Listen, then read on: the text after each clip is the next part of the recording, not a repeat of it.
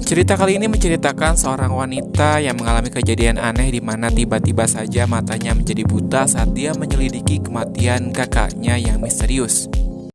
Film diawali dengan seorang perempuan bernama Sarah yang mengalami kejadian mistis di mana saat itu ia sedang bicara dengan sesuatu yang tidak terlihat, namun dia meyakini kalau entitas ini ada di rumahnya walaupun keadaannya sedang buta. Tapi tak lama kemudian, karena makhluk ini juga, Sarah mengancam akan gantung diri. Namun saat itu juga entitas ini malah menjatuhkan kursinya sehingga kecelakaan itu pun terjadi. Adiknya yang bernama Julia kemudian mendatangi rumah kakaknya itu dengan suaminya yang bernama Ishak. Mereka merasa ada yang tidak beres karena tidak ada kabar dari kakaknya sejak itu. Namun setelah mereka mencari Sarah di rumah itu, akhirnya Sarah ditemukan di ruang bawah dalam keadaan mengenaskan. Polisi melaporkan kalau itu merupakan murni gantung diri karena Sarah tidak kuat lagi mengalami kebutaan. Namun Julia merasa ada yang tidak beres dengan kasus kematian kakaknya itu. Julia juga merasa ada yang aneh semenjak dia tiba di rumah Sarah. Ketika dia sendirian, Julia sering mendengar suara-suara benda yang jatuh. Keesokannya Julia mendatangi pemakaman Sarah dengan Ishak. Di sana ada tetangganya Sarah juga yang mengucapkan bela sungkawa. Di kuburan Sarah, Julia mengalami kejadian aneh di mana tiba-tiba saja dia disapa oleh tangan seseorang dari belakang dan mengira kalau tangan itu tangan Ishak, suaminya. Akan tetapi dia melihat Ishak jauh di sana sedang mengobrol. Dia melihat ke belakang tapi tidak ada siapa-siapa.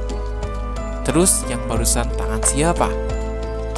Julia akhirnya mulai mencari tahu tentang almarhum Sarah ke tetangganya yang sering dikunjungi Sarah saat dia masih hidup, dengan mengikuti arah tali. Dia bertemu dengan tetangganya itu yang sama-sama buta.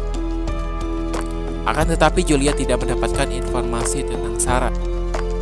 Lalu Julia pergi ke tempat perkumpulan orang-orang buta. Di sana ia mendengar kalau Sarah punya seorang pacar. Tak lama orang-orang buta itu menyadari kedatangan Julia, namun mereka juga menyadari ada orang lain yang mengikutinya ke sana. Setelah dilihat ternyata benar. Sarah langsung mengejarnya. Setelah dikejar dan terpojok, pria ini tidak berani menunjukkan wajahnya. Pria ini menggunakan cahaya kamera supaya dia bisa kabur. Dan saat itu juga tiba-tiba saja penglihatan Julia mulai buram.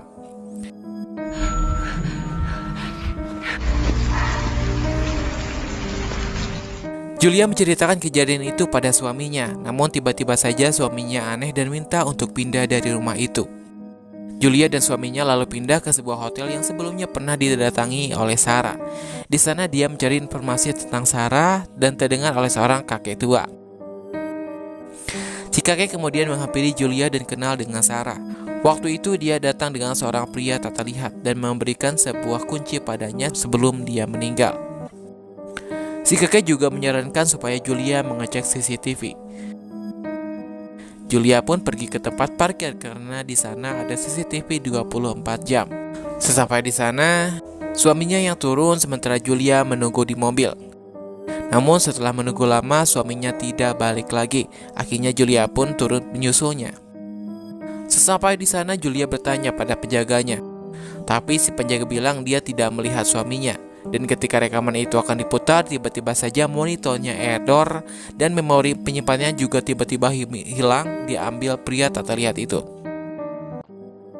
Si kakek yang pernah memberitahu informasi tentang pria tidak terlihat kepada Julia langsung didatangi pria itu dan dia juga dihabisi untuk menghilangkan jejak.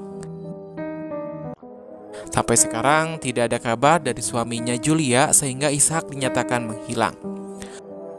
Polisi terus melakukan pencarian sampai ke rumah Sarah dan di sana polisi menemukan Ishak dalam keadaan gantung diri. Dan saat itu juga penglihatan Julia yang semakin memburuk berakhir dengan mengalami kebutaan. Sebelum suaminya meninggal, dia meninggalkan sebuah surat di mana isinya kalau suaminya Julia pernah punya hubungan dengan Sarah sebelum meninggal. Singkat cerita, Julia pun melakukan operasi pada matanya supaya dia bisa melihat lagi. Dokter menyuruhnya untuk berhati-hati pada cahaya lampu dan melarang perbannya dibuka selama 2 minggu. Dokter menyarankan untuk dirawat inap, namun karena Julia memilih di rumah, akhirnya nanti perawatnya yang akan mengecek kondisi Julia ke sana. Sebelum itu Julia berpesan supaya mayat suaminya jangan dulu dikuburkan sampai dia bisa melihat lagi untuk yang terakhir kalinya. Singkat waktu, perawat itu datang mengunjungi Julia. Setiap hari perawat itu selalu mengunjungi Julia untuk melihat keadaannya. Lama-kelamaan karena perhatiannya, Julia pun mulai ada rasa dengan perawat ini. Malamnya ketika Julia sedang tertidur, si pria misterius ini datang lagi ke kamarnya dengan niat tidak baik padanya. Karena menyadari ada orang di sana, Julia langsung lari keluar rumah untuk meminta tolong. Untuknya malam itu dia bertemu dengan salah satu tetangganya dan meminta untuk mengecek ke dalam. Tetangga ini datang dengan anak perempuannya yang bernama Lia. Namun bukannya membantu Julia, si tetangga ini malah menjadikan kesempatan itu untuk menggoda Julia karena sudah lama dia ditinggal istrinya. Karena perasaannya yang sudah gak enak, Julia pun meminta si tetangga ini mengambilkan air. Dia langsung kabur lagi keluar rumah untuk meminta bantuan pada si perawat supaya dia bisa datang ke sana. Setelah dia tiba, Julia tidak mau masuk ke rumah itu lagi dan meminta dibawa ke tempat si perawat saja. Karena di sana Julia merasa aman. Tak lama kemudian ketika Julia sedang ditinggalkan sebentar, ada seseorang yang masuk ke sana. Dia adalah Lia, anak si tetangga jahanam tadi yang sengaja mengikutinya ke rumah itu. Lia mengaku adalah temannya Sarah, namun Julia tidak terlalu mempercayainya. Lia bilang kalau orang yang sudah mencelakai kakaknya dan suaminya adalah si perawat itu. Tak lama kemudian si perawat datang dan Lia langsung bersembunyi. Julia tak sengaja menjatuhkan kunci peninggalan Sarah namun ditemukan oleh si perawat dan dia mengambilnya. Karena penasaran dengan ucapan Lia tadi, Julia berpura-pura pergi ke toilet untuk berpikir. Satu-satunya cara untuk membuktikan omongan Lia adalah dengan membuka perban di matanya itu. Walaupun belum waktunya dibuka, Julia tidak punya pilihan lain selain membukanya. Setelah dibuka, penglihatan Julia ternyata sudah normal. Julia bisa melihat kembali. Perawat itu sedang keluar sebentar. Julia pun keluar dari toilet untuk melihat isi rumah itu. Tak lama, Julia pun dibuat syok dengan sebuah dinding yang penuh dengan foto dia dan kakaknya. Ternyata selama ini mereka berdua sudah menjadi target si perawat. Dia juga melihat Lia di sana, namun dia sudah menjadi mayat karena dihabisi dengan tragis. Ketika Julia sedang ketakutan, perawat itu datang. Dia melihat Julia di sana sedang terpuruk di lantai dan menanyakan kenapa perbannya dibuka. Karena takut, Julia pun berpura-pura masih buta dan mencoba menjaga ekspresinya ketika dia mendodongkan pisau ke matanya. Ketika perawat itu membuatkan teh untuk Julia, dia menambahkan sebuah cairan aneh pada gelasnya. Untungnya Julia melihatnya.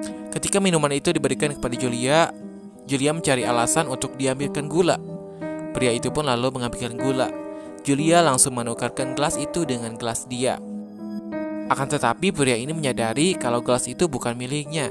Dia pun mulai mencuriga dengan Julia. Lalu perawat itu pun membawa Julia ke suatu tempat dan di sana ada sebuah kotak besar. Julia disuruh untuk membuka kotak besar itu. Kemudian setelah dibuka, Julia kaget di mana isinya adalah mayat seorang perawat. Ternyata mayat perawat ini adalah perawat yang harusnya mengecek kondisi Julia selama ini, dan lelaki di sebelahnya adalah perawat gadungan. Merasa dibohongi, lelaki ini marah pada Julia dan memaksakan dia untuk memakai perbannya yang sudah diberikan cairan perusak kornea mata. Alhasil ketika dibuka, mata Julia sudah mulai buram lagi. Setelah membuka matanya, Julia pun sudah berada di dekat rumah kakaknya. Julia tidak mau dibikin buta lagi, yang akhirnya dia pun berhasil kabur dari sana saat dia lengah. Julia keluar dari mobil dan pergi ke tetangganya yang buta untuk menelpon polisi. Julia menceritakan kalau dirinya sedang dalam bahaya. Tiba-tiba saja pria ini masuk menyamar menjadi bayangan. Namun Julia merasakannya. Ketika wanita buta ini diperintahkan untuk segera menelpon polisi, namun dia malah memukul Julia dari belakang sampai pingsan. Wanita tua ini ternyata adalah si ibu pria tersebut. Dia selama ini berpura-pura buta, namun anehnya pria itu tidak mau melihat mata ibunya itu normal. Dia memaksa ibunya untuk tetap tenang dan memasukkan cairan perusak kornea kepada ibunya supaya dia buta lagi. Setelah ibunya dibuat buta, pria ini membawa Julia ke rumah Sarah. Dia mengaku menyukai Julia semenjak pria ini mengurusnya. Namun dia juga tetap mau membuat Julia kembali buta. Julia lalu menghunuskan sebuah pisau ke pahanya dan kabur. Di sini penglihatan Julia sudah semakin memburuk. Pintunya dikunci. Julia menemukan sebuah telepon dan menelpon polisi. Pria itu mendobrak pintu dan masuk ke sana sebelum Julia mematikan listriknya. Pria itu tidak bisa menemukan Julia karena gelap. yang akhirnya dia pun menggunakan kamera untuk menemukannya. Namun, Julia berhasil memukulnya. Tiba-tiba polisi datang. Pria itu tidak bisa bersembunyi di kegelapan lagi ketika Julia menyenternya. Pria itu tidak bisa berbuat apa-apa. Namun daripada ditangkap, pria itu memilih untuk mengakhiri hidupnya sendiri. Kini Julia bisa hidup tenang. Akan tetapi dokter bilang kalau dia akan mengalami kebutaan total. Sebelum dia tidak bisa melihat lagi, Julia meminta permintaan terakhir pada dokter untuk bisa melihat mayat suaminya sendiri, mengingat sebentar lagi dia akan buta selamanya. Dan sampai sini film pun berakhir.